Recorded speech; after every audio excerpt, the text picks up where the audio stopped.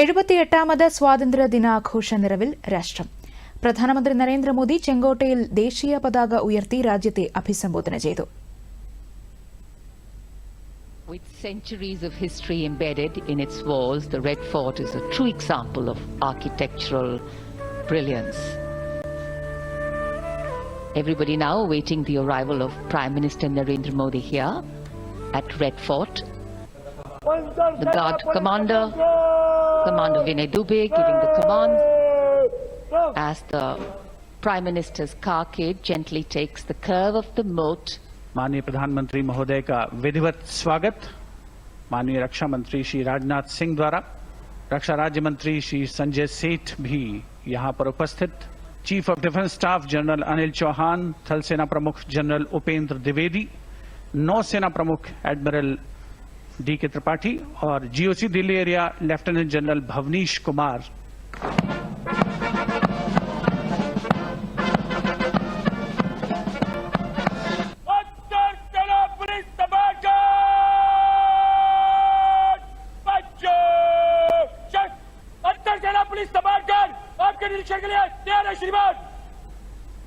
The band positioned there will strike up a slow march. प्रधानमंत्री को सलामी गारद देने वाले दस्ते में थल सेना, नौसेना और वायुसेना और दिल्ली पुलिस के एक अधिकारी और 24 जवान शामिल हैं।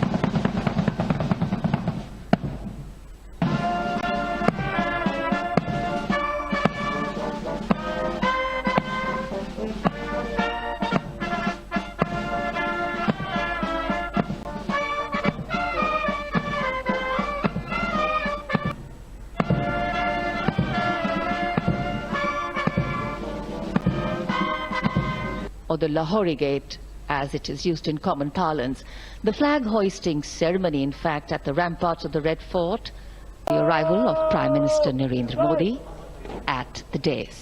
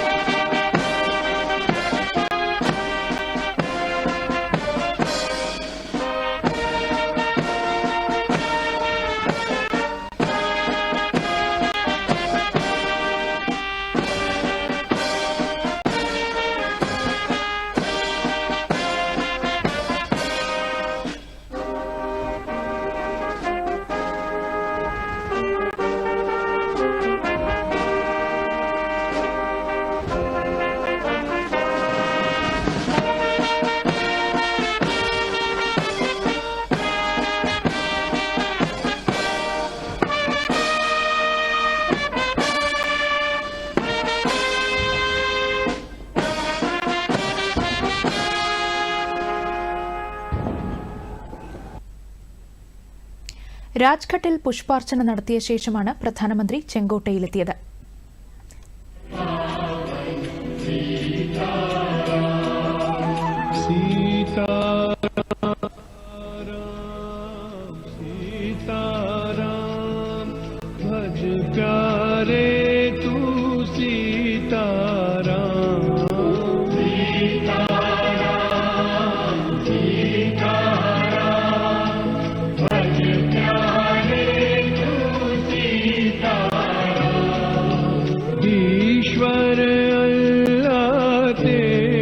Flowers and prayers of reverence and gratitude.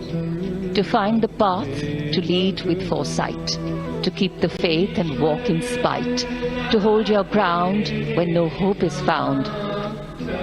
That's the flame that spreads.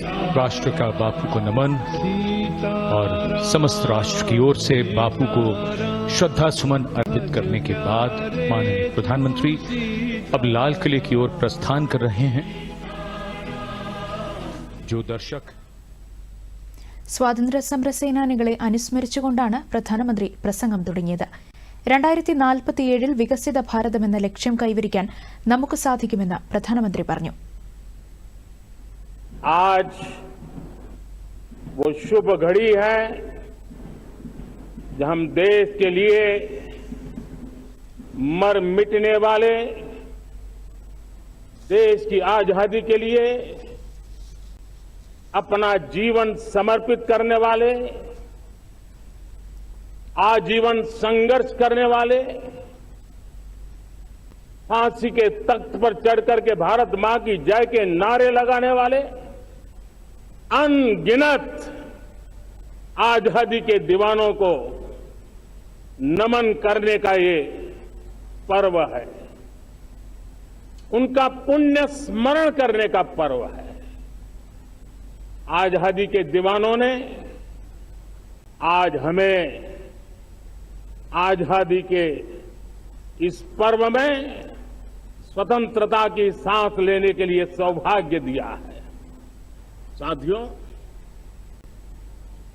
विकसित भारत 2047 ये सिर्फ भाषण के शब्द नहीं है, इसके पीछे कठोर परिश्रम चल रहा है। देश के कोटि कोटि जनों के सुझाव लिए जा रहे हैं और हमने देशवासियों से सुझाव मांगे और मुझे प्रसन्नता है कि मेरे देश के करोड़ों नागरिकों ने विकसित भारत 2047 के लिए अनगिनत सुझाव दिए हैं। हर देशवासी का सपना उसमें प्रतिबिंबित हो रहा है, हर देशवासी का संकल्प उसमें झलकता है। युवा हो, बुजुर्ग हो, गांव के लोग हो, शहर के लोग हो, किसान हो, कामदार हो, दलित हो, आदिवासी हो, पहाड़ों में रहने वाले लोग हो, जंगल में रहने वाले लोग हो, शहरों में रहने वाले लोग हैं, हर किसी ने 2047 में जब देश आजादी का 100 साल मनाएगा तब तक विकसित भारत के लिए अनमोल सुझाव दिए हैं। വികസിത ഭാരതം 2047 എന്ന പ്രമേയത്തെ അടിസ്ഥാനമാക്കിയാണ് ഈ വർഷത്തെ സ്വാതന്ത്ര്യദിനാഘോഷം. കർഷകർ, സ്ത്രീകൾ, ഗോത്രവിഭാഗത്തിൽ നിന്നുള്ളവരടക്കം 6000-ഓളം പേർ ഇത്തവണ പ്രത്യേക അതിഥികളായി ചടങ്ങിൽ പങ്കെടുത്തു. പാരീസ് ഒളിമ്പിക്സിൽ പങ്കെടുത്ത ഇന്ത്യൻ സംഘവും ആഘോഷങ്ങളുടെ ഭാഗമായി. വിവിധ സംസ്ഥാനങ്ങളിലെ 2000-ഓളം കലാകാരന്മാർ ചെങ്കോട്ടയിൽ പരിപാടികൾ അവതരിപ്പിച്ചു. സ്വാതന്ത്ര്യദിനത്തോടനുബന്ധിച്ച് കനത്ത സുരക്ഷാ വലയത്തിലാണ് ഡൽഹി.